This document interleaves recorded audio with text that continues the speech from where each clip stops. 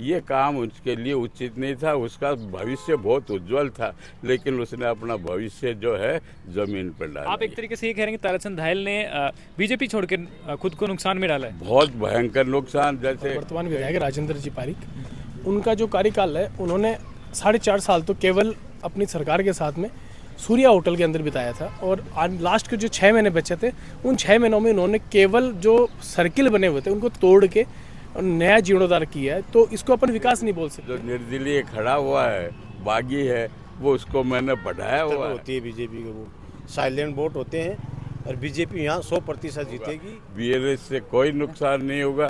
सभी कर्मचारी बीजेपी के साथ है, तन मन से। देखिए, मेरे पास ये रिपोर्ट है। अमृत योजना के अंदर यहाँ पे सौंदर्यीकरण के लिए करोड़ों रुपए आए।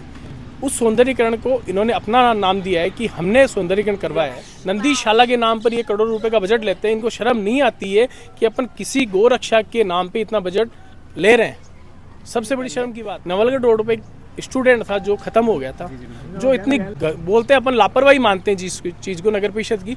उन्होंने केवल उनके एक मंत्री भी थे महादेव सिंह से, उन्होंने ये कहा था कि ये तो होता रहता है। मतलब इतना बड़ा मुद्दा इन्होंने इतना नॉर्मल वे में लिया कि ये होता रहता है, कि किसी का बच्चा खत्म हो रहा है और ये कह रहे हैं कि होता रहता है। मतलब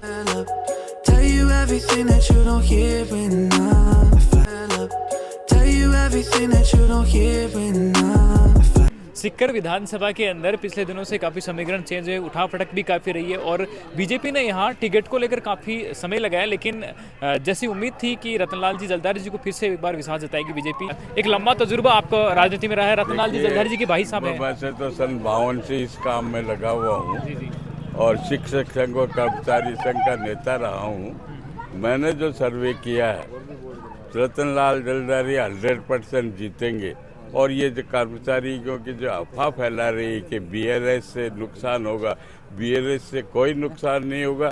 सभी कर्मचारी बीजेपी के साथ है, तन मन से। देखिए, मेरे पास ये रिपोर्ट है। आपकी टीमें जाती है विधानसभा के अंदर, कितना पॉजिटिव रिस्पांस मिल रहा है लोगों का? हमें जो है हर जगह जो हमारी टीम जा रही है, हमारे कार्यकर्ता जा रहे हैं, उनकी रिपोर्ट है कि 70% हमारे वोटर्स हैं जो हमारे साथ हैं। और केवल जो ये निर्दलीय खड़े हुए हैं वो हमारे ही साथी थे। जो निर्दलीय खड़ा हुआ है, बागी है, वो उसको मैंने बढ़ाया हुआ है।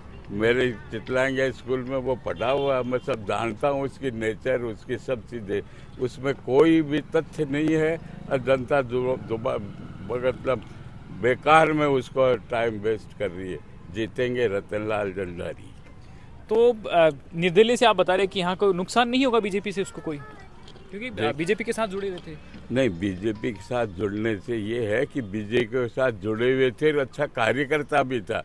राजकुमारी के टाइम से वो इस फील्ड में आया था, मैं सब उसको जानता हूँ अच्छे से। लेकिन जो इसकी गतिविधि रही है, जिस प्रकार से ये काम कर रहा है, ये काम उसके लिए उचित नहीं था। उसका भविष्य बहुत उज्जवल था, लेकिन उसने अपना भविष्य जो है ज़मीन पर डाला। आप एक तरीके से ये कह रहे हैं कि ताराचंद धायल ने बीजेपी छोड़ के खुद को नुकसान में डाला है। बहुत भयंकर नुकसान। जैसे कई नेता नाम नहीं लेवा जिन्होंने बीजेपी छोड़ी, उनका अस्तित्व ही मिट गया।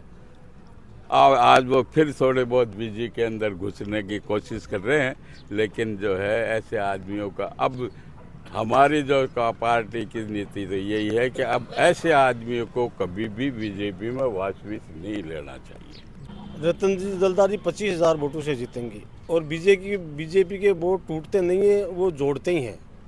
टूटने की संभावना बहुत ही निम्न स्तर पर होती है। बीजेपी के वोट साइलेंट वोट होते हैं, और बीजेपी यहाँ 100% जीतेगी। रतनलाल जलदारी जी अच्छे वोटों से यहाँ विजय होंगे। 2018 में जो चुनाव हुए थे, और वर्तमान विधायक राजेंद्र जी पारिक, उनका जो कार्यकाल है, उन्होंने 4.5 साल तो केवल अपनी सरकार के साथ में सूर्या होटल के अंदर बिताया था, और लास्ट के जो 6 महीने बचे थे, उन 6 महीनों में उन्होंने केवल जो सर्किल बने हुए थे उनको तोड़ के नया जीर्णोद्धार किया है। तो इसको अपन विकास नहीं बोल सकते। उन्होंने अपनी जो भ्रष्टाचार की जो पराकाष्ठा है उनको भी पार कर दी थी। नगर परिषद सिक्कर में हमारे आज तक कांग्रेस का ग्रुप बनता है, उसका इतना गलत दुरुपयोग कांग्रेस की सरकार और कांग्रेस के एमएलए ने किया है। राजस्थान सरकार को अमृत योजना के तहत करोड़ों रुपए मिले थे, आज तक इन्होंने केवल उस अमृत योजना का पैसा यूज में लिया है और वो अमृत योजना का पैसा केंद्र सरकार देती आती है, वो आपको भी मालूम है। अमृत योजना के अंदर यहाँ पे सौंदर्यीकरण के लिए करोड़ों रुपए आए, उस सौंदर्यीकरण को इन्होंने अपना नाम दिया है कि हमने सौंदर्यीकरण करवाया है। विकास की बात करें तो यहाँ पे एक फतेहपुर रोड पे सरकारी बस डिपो बना था, जो कि निजी संपत्ति नहीं थी, गवर्नमेंट की संपत्ति नहीं थी। इन्होंने उसको वहाँ से हटा के उस पर निजी प्लॉटिंग की है। दूसरा यहाँ पे एक नंदीशाला का सबसे बड़ा मुद्दा था। लास्ट आवारा पशुओं का मामला मैं आपको बताऊँ, हर साल कम से कम 4 से 5 डेथ आवारा पशुओं से होती है। नगर परिषद करोड़ों रुपए ठेकेदार को देती है आवारा पशु पकड़ने के लिए। जयपुर की भी नगर निगम जयपुर की भी आती है, सीकर से भी आते हैं, लेकिन वो केवल एक कागजी कार्रवाई में लगे रहते हैं कि हमने ठेका दे रखा है, हमने आज इतने पशु को पकड़ लिया, हमने नंदीशा में डाल दिया। नंदीशाला के नाम पर ये करोड़ों रुपए का बजट लेते हैं। इनको शर्म नहीं आती है कि अपन किसी गोरक्षा के नाम पर इतना बजट ले रहे हैं। सबसे बड़ी शर्म की बात है। एक दूसरा मुद्दा मैं आपको बताऊं कि आज के कुछ दिन पहले नवलगढ़ रोड पे एक स्टूडेंट था जो खत्म हो गया था, जो इतनी बोलते हैं अपन लापरवाही मानते हैं जिस चीज़ को नगर परिषद की।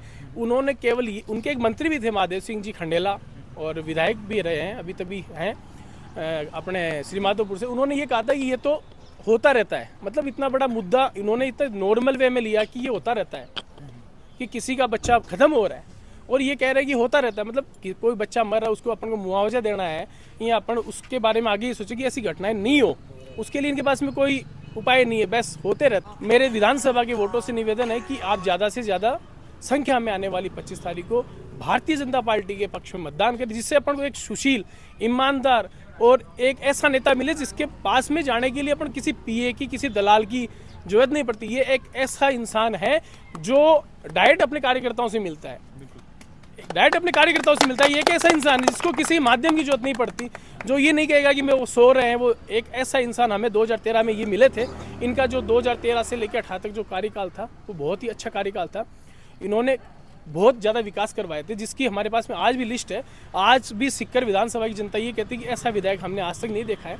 वर्तमान में जो विधायक है वो केवल 4.5 साल तो केवल ये सोचते रहे कि मेरे को कब मंत्रिमंडल मिलेगा, कब मंत्रिमंडल मिलेगा। ये सोचते सोचते उन्होंने अपना 5 साल का कार्यकाल निकाल दिया।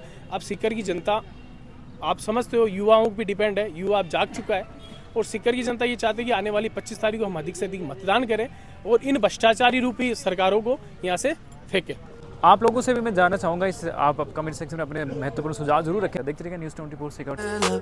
Tell you everything that you don't hear enough. Tell you everything that you don't hear enough.